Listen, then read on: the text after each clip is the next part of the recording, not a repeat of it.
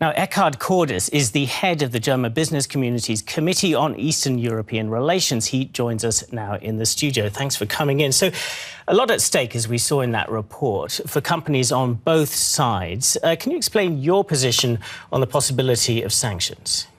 Yeah, I'm convinced, we are convinced, that we must do the utmost to find a diplomatic solution to the crisis. And we do know that the German government is moving in that direction.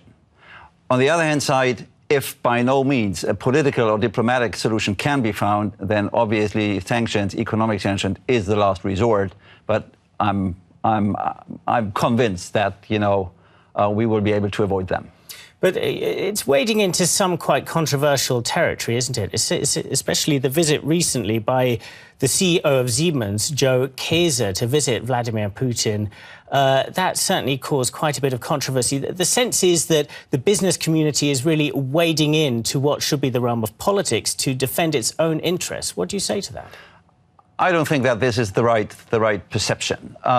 This was definitely a visit that has been planned long before.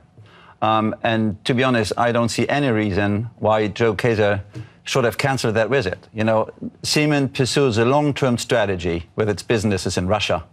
And it was the right step to travel to Moscow at this point in time and see Vladimir Putin. And yet, if Western diplomats, if the West cancels the G8 meeting in Sochi, why can't Siemens cancel one meeting?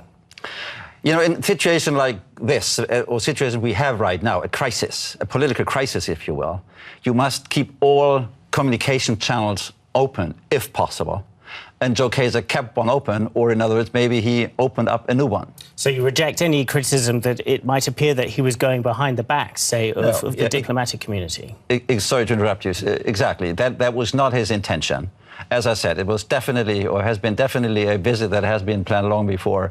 And why postpone it or cancel it? Now, you've been speaking out about this quite a lot, obviously, in your role at your organisation. You have said that if Russia is cut off from the West, that it will move more closely towards China. Can you explain that view a little bit more? There is concern in Russia, on the Russian side, that the EU, or the West, if you will or would reduce oil and gas supply from Russia.